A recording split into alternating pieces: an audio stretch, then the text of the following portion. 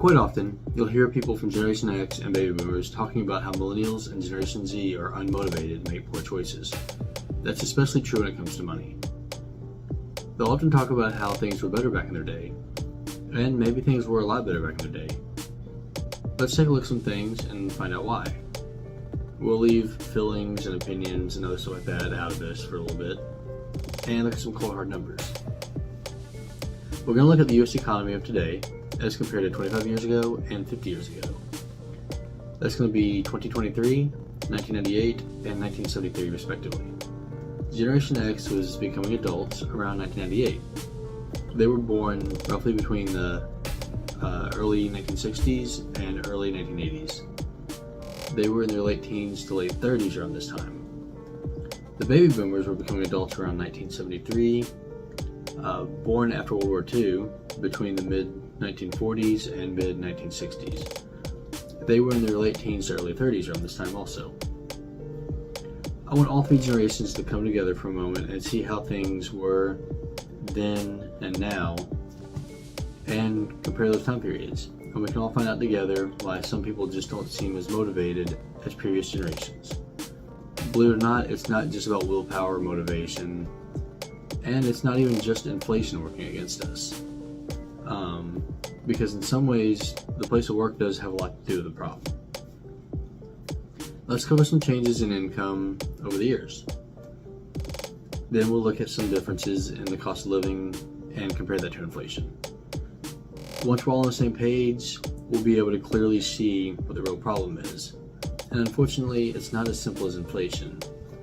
I'm actually going to show a chart at the end of this video showing an average budget with the average income and expenses that an average family would have. And I'll even compare that in today's dollars so it can be clearly understood by everybody. So let's go with income. Over the years, the average income has seen a significant decline. In 1973, the average income was around $12,000 a year. That doesn't sound like a lot, but in today's money, that equals about $82,500. That would be pretty good income. Fast forward to 1998, people are making $38,000 a year, which is approximately $71,000 today. That's not bad, but you still see a slight decrease there. However, in the current year of 2023, there's been a continued drop in the average income, plunging to $52,000 a year. There are Americans out there surviving on $52,000 a year. That's not possible. This decline may have been influenced by various economic factors and challenges in recent times. For those who have trouble understanding these numbers and why they matter, a person of average income today earns only 73% of what they would have 25 years ago, and 63% of what they would have made 50 years ago. For the same work, I'm paid 25% less than my parents' generation, and 37% less than my grandparents' generation. If you grew up and became an adult between the 1970s or the 1990s, you enjoyed a very different world than my generation inherited. You could say that you lived in a golden era while my generation is suffering in a dystopia.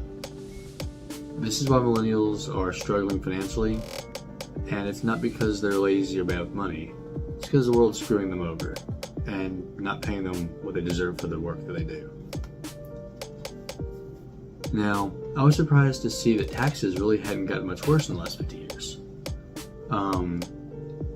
It's a common belief that the government keeps taking more and more and more, and the numbers simply don't show that. The average modern tax rate for federal tax for people who pay federal tax is 22%. Now, that was 28% in 1998, which is an increase from the 25% that it was in 1973. So now, people of average income are doing better. That means that the government is stealing 3% less of our paychecks than they were a quarter century ago. That's still more than the 0% that it should be, since all taxes are theft. But when I say the world is screwing us over, The world we live in was created by the previous generations. The same generation that raised us, I might add. Now, that's not targeted at the standard working class families, that's the owners of companies and politicians of those generations.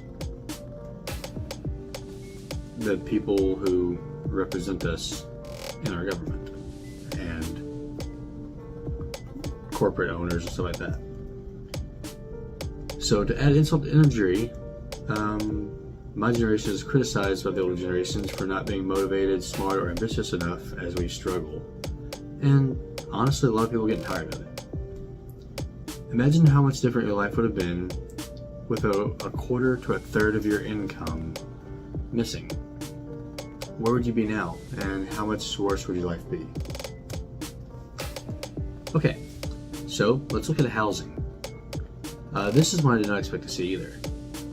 It's commonly believed that real estate is a great investment, right? Well, the cost of buying a home has actually gone down over the years, meaning the value of a home has gone down over the years. In 1973, it was $22 per square foot. That is equal to about $151 a square foot today. In 1998, that dropped to $77 per square foot, or $43 in today's money. Now at the present time, it comes in at $137 per square foot. Based on this data, we can estimate the cost of an average house in this area over these different years. In 1973, that would have been $34,000, which equals about $234,000 in today's money, about $250,000. In 1998, that same house would have cost $122,000, or $228,000 in today's money. Today, that same house is worth $219,000 for the same house. So overall, this shows a clear trend of decreasing house costs over the years, which might be good news for potential buyers, other than taking into account that income's a lot less. But this also indicates that that investment loses its buying power, leading you to believe you're making a lot of money when you're actually losing money. And additionally, the big one that's preventing us from getting a house is stricter credit requirements that previous generations simply did not have to deal with, and are now more important than who you know or whether or not you have good rental payment history or even enough money to pay a mortgage. Just because you're a good person and can afford to pay rent does not translate to being able to buy a home, even if the payments are cheaper. And a lot of people who grew up in a world where this wasn't the case cannot understand this. Now let's talk about rent. The rental costs have showed a dramatic upward trend over the years. In 1973, rent was, for a home like I live in, $150, which adjusted for inflation in today's currency would be valued around $1,030. In 1998, this increased up to $500. And then in 2023, rent has risen further to $1,300 a month. Keep in mind, the average pay in this country is $52,000 a year.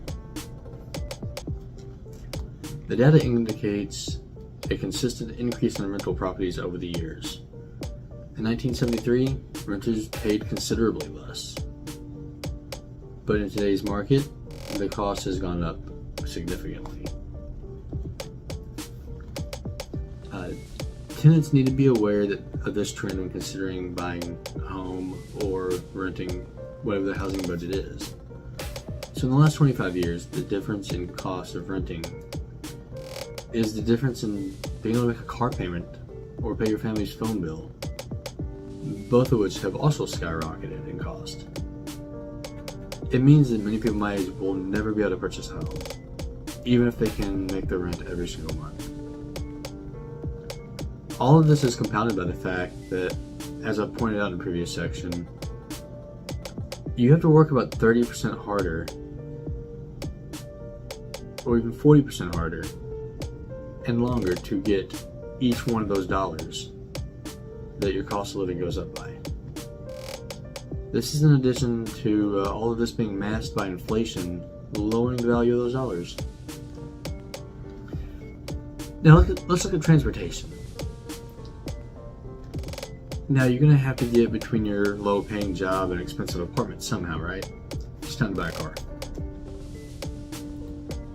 The cost of new cars has generally shown an upward trend over the years. Let's look at the most purchased cars of each of these three time periods. In 1973, the Chevy Impala was one of the most popular cars and sold the most. It came in at $3,500, $3,500, which adjusted for inflation in today's currency would be around $21,000. That's not much.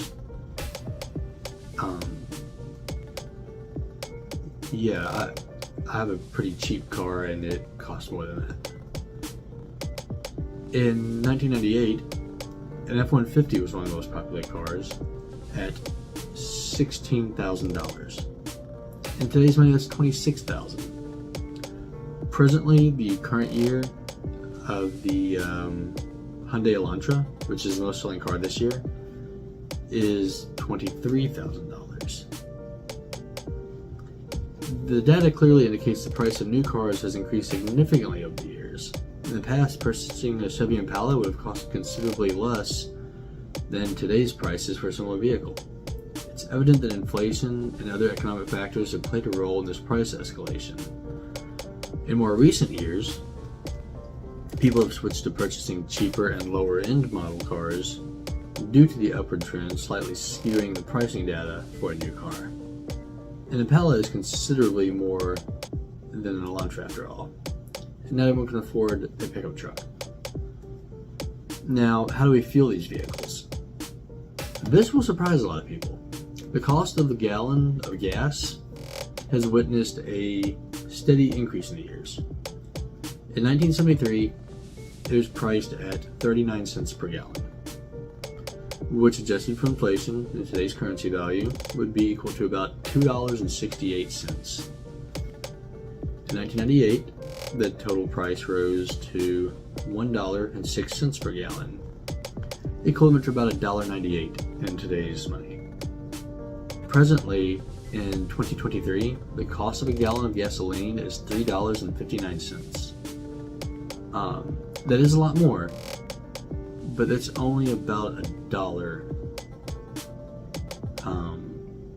per gallon. But keep in mind, you have to work twice as hard for that dollar for each gallon. And given how much I drive to and from work and the size of my fuel tank and fuel efficiency, that's about $60 to $70 a month more. That increase is equivalent to you being able to pay your water bill. Now, what about electric cars? No gas, right? Well, we have to burn more coal to produce more power, and we don't have enough coal to produce enough electricity for everyone to charge these electric cars. Renewable resources like electric and wind don't exist in my area, and they don't produce enough electricity anyway. If we could be like other countries and go to something like nuclear power, that could be an option. But it's probably not going to happen, at least not in my area. And even if it did, the cost of your electricity goes up so much when you charge an electric car that it actually costs a lot more than filling up a gas tank with fuel. Of course, if you can afford an electric vehicle, you probably don't know what I'm talking about and can't understand this anyway. Now, our government forces you to buy certain products, which is not in the spirit of free market at all. One of these is car insurance. In 1973, car insurance was approximately $42 a month. Adjusted for inflation in today's currency value, that would be $288. In 1998, that cost moved to around $69, or equivalent to $129. Presently, in 2023, car insurance has increased to about $115. And I say it's increased because that's your insurance premiums, but your deductibles have actually gone up to where the cost of using that insurance is going to cost you a lot more. As with almost everything else here, while the dollar cost is higher, the dollar is worth less. You have to keep that in mind. The product actually appears to be costing less. However, it's likely because those who actually use these government mandated products will have their personal rates increase dramatically. So you can't really look at the average of these. The rule seems to be that you're legally required to buy it, but don't you dare use it. Again, this is compounded by the fact that you have to work about 30% harder and longer hours to get each one of those dollars. It's just because the cost of living went up. This is in addition to inflation lowering the value of those dollars. Okay, so let's look at groceries now. You have to eat, right? How else are you gonna have the energy to do all that work? In 1973, just a week's worth of food and expenses were approximately $30, which adjusted for inflation, you're looking at about $200 a week. In 1998, the cost of food went up to about $125 a week, or equivalent to $230 in today's money. Presently, in 2023, food expenses are $250 a week. That's if you want to eat well. Honestly, I don't think anybody can afford that. And to feed a family of 5, I spend half that, and we make it work. The data here reveals a clear trend of increasing food costs over the years. In the past, purchasing food was considerably cheaper compared to today's prices. The inflation-adjusted values demonstrate the impact of rising prices of food expenses, which reflects a general trend of increasing food prices due to various economic factors. We got supply chain dynamics, different kinds of viruses affecting plants, overuse of soil, and much more. Now, the food we're buying is not the same as what was being bought back in the day. If you're from a previous generation, the food you had growing up was much more nutritious. And I'm talking about even if you ate just fresh fruits and vegetables now and then. The food now is grown to be grown fast and high in calories. That way it can sell more. That does not mean it has nutritional value to keep you healthy. So yeah, food was basically all organic in the past. Purchasing organic foods like they had in 1973 would take that modern day cost of $250 a week to up to over $400 a week. I spend about $200 every 2 weeks, and there's 5 of us. Again, my family of 5 survives on half of the average. And that's eating up with an empty refrigerator by payday. And by the way, if you're struggling, one good tip is to add garbanzo beans to just about everything you cook. They can, just 1 or 2 cans can stretch a hamburger helper meal by another day or 2. And it only costs you like another $1, so it's really good. Now let's go over GMOs for a moment. You've probably heard about these. It's the opposite of organic produce. GMO stands for genetically modified organism, and GMOs are foods or other things whose genetic material has been altered or modified through genetic engineering techniques. That involves manipulation of the organism's DNA in a way that does not occur naturally or through traditional breeding methods. In agriculture, genetically modified crops have been developed to process specific and desirable traits. One big one is GMO crops being engineered to be resistant to certain pests, diseases, and environmental stresses, which is much harder on the plants now. This can improve crop yields and reduce the need for chemical pesticides, which is good, but they most likely still use them anyway.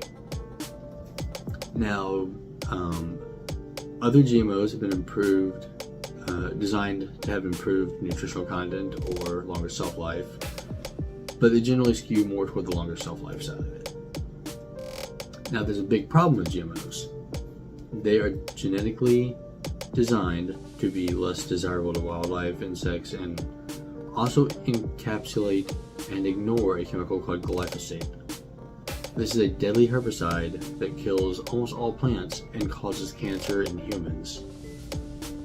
Instead, the GMO crop, instead of dying, will take the glyphosate and form something like a cyst around it, chemically encapsulating it so the plant can continue growing without being affected. And this is great for crop production because the crop safely encapsulates the poisonous carcinogenic chemicals and continues growing. The problem is, you take that home and cook it and eat it, and you digest it, and you absorb those chemicals. These crops grow a lot faster, but they have less nutritional value and can cause cancer. Just think about it for a minute. That's what you're paying more for.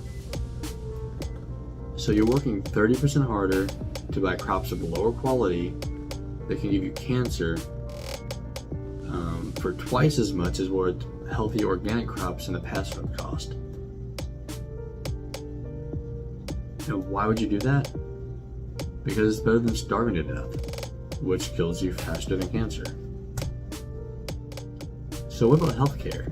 Now that we're talking about these kind of diseases and stuff. Now that we've covered what our food is doing to us, let's segue into healthcare for the cost of healthcare.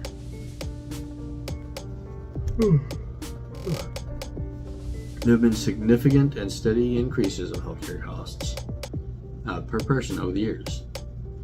In 1973, the average cost of healthcare per person was relatively low. They paid roughly $73, which adjusted for inflation, about $500. That's per year. This is including health insurance premiums, medication costs, hospital visits, doctor's office visits, and more. By 1998, these expenses had risen to $986. That's equivalent to about $1,846 in today's money. Presently, in 2023, that cost has surged to $4,400 per person. That's 10% of what is considered average income in this country. It's ridiculous. That's why other countries call our healthcare system the pay-to-live system. This data indicates and underscores a remarkable escalation in healthcare costs, highlighting complex factors driving these rising costs within the healthcare industry. These factors include advancements in medical technologies, which is good, then the demand for healthcare services, with everyone being sick and malnourished, pharmaceutical developments, and the overall complexity of the healthcare systems could have contributed to this. However, that's not all of it. There have also been several instances of insane and significantly inflated prices for simple items and services. For example, there have been cases of patients billed hundreds of dollars for a single Tylenol tablet. That's thousands of dollars for a blood test that would typically cost $100 outside of that setting. So then you have the average cost of a hospital stay, which is tens of thousands of dollars, depending on specific services provided. If you ever go to the hospital or doctor, ask for an itemized bill detailing everything and see how much they charge you. You're going to be pissed. This is not only due to inflation. This is due to shady medical practices in this country. But keep in mind that these prices are still compounded by your work being devalued by over 30%. Okay, so why would we work way harder for less money, pay higher rent, that prevents us from ever being able to buy a home and continue eating food that's actually killing people? Because it's better than being homeless and starving. That is where the bar is now. As for the healthcare issues, you know what living under that kind of stress does to the body and mind.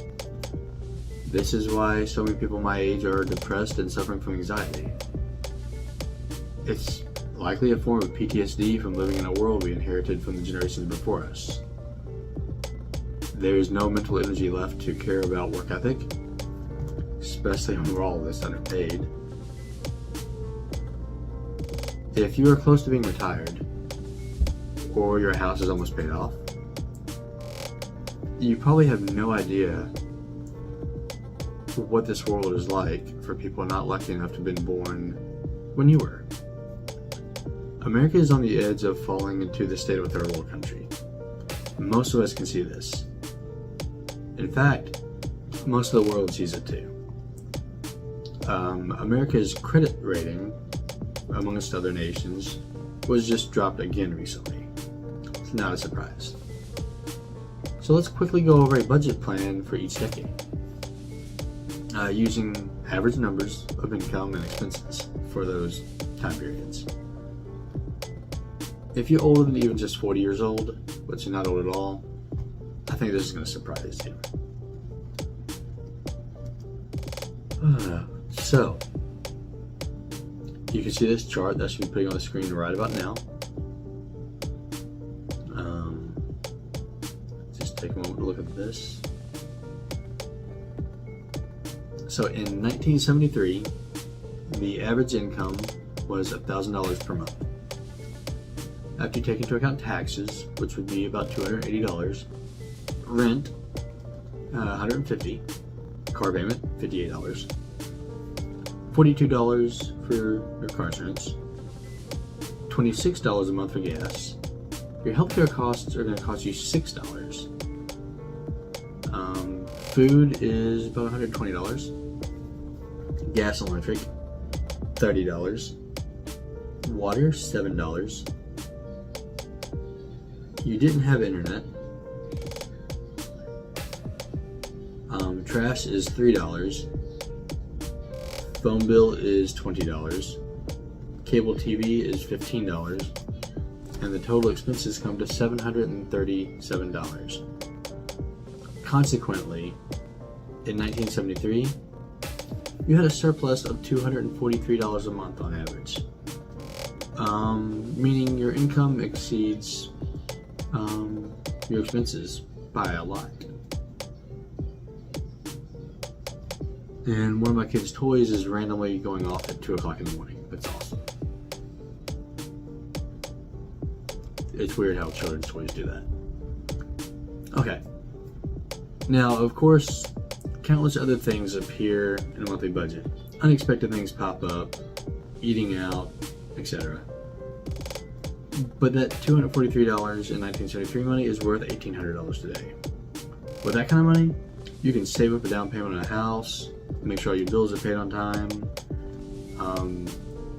you can raise your credit score pretty good, pay it off sooner, eat out all the time. You can live comfortably, afford to tithe without it bothering you at all, put a few $100s away for retirement, and go on vacations. That's living the life. Moving forward to 1998, the average income was $3,100 a month.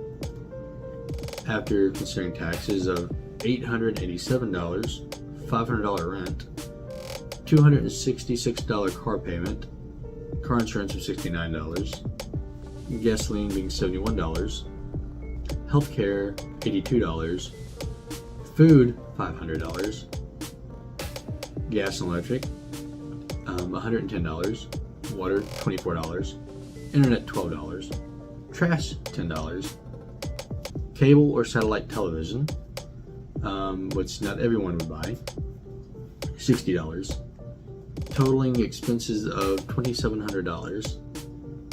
And this year, you have a budget surplus of $536, showing that your income exceeds your expenses, which is good. But of that $536, you still have random expenses, you know. But keep in mind, pay is coming down, expenses are going up. While it looks like you had more than Generation before you, it's not much.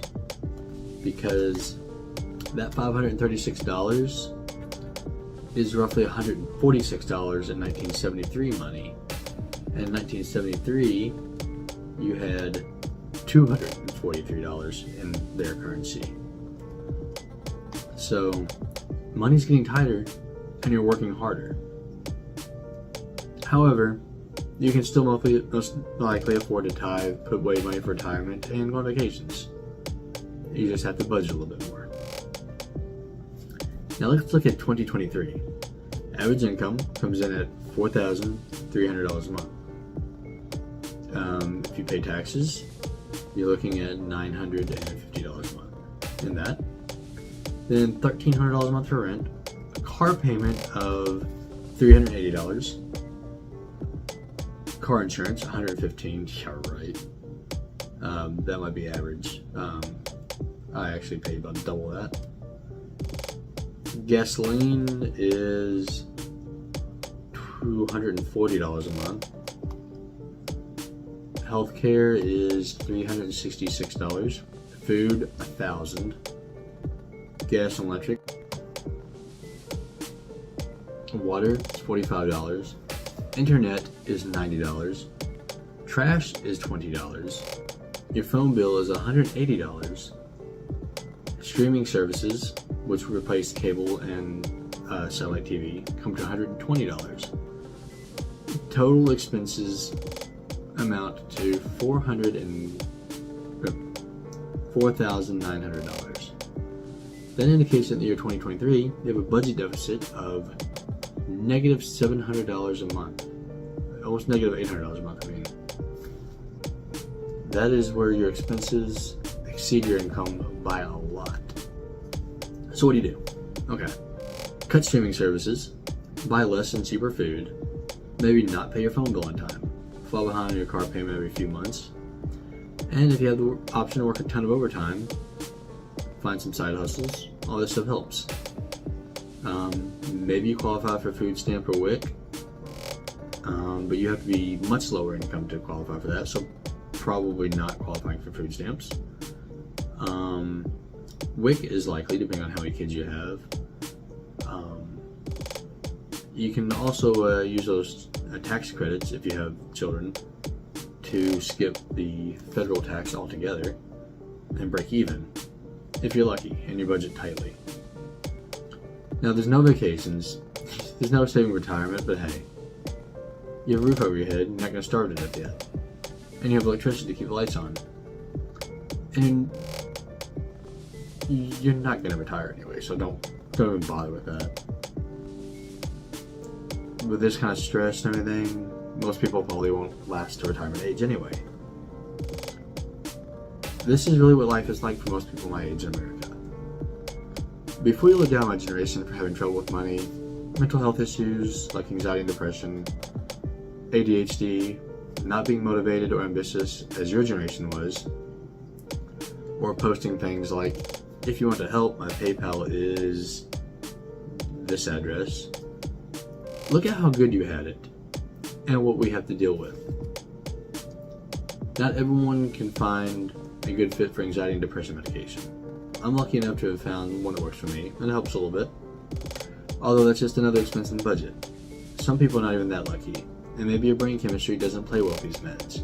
So what are they to do? Illegal drugs and video games? Both of which hit the budget just as hard. And some people can't even afford to do that, and they can't find an outlet to help. It just builds up until they snap. I'm not condoning that, of course, but I'm not surprised when I see it either. When you have an entire society of people pushed to the breaking point at all times, people break down. If you want to help, there are things you can do. You can write to your politicians and ask them to ease the tax burden on the less wealthy. Or if you run a company, pay your employees a wage they can live on.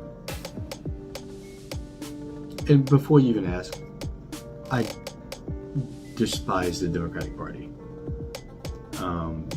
But the Republican Party is not any better. The main problem here is not inflation. It's not lack of motivation. It's wages are not keeping up with inflation. For example, I got a 3% cost of living raise, but the cost of living probably has gone up 10 to 15%. If you're struggling and you have the option to work overtime, do it. I'll work over $60 a net. I'll work over 60 hours a week just to make sure my family can eat.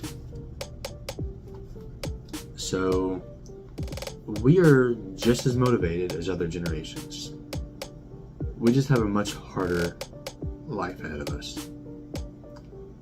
So just think about that and try to build a better world.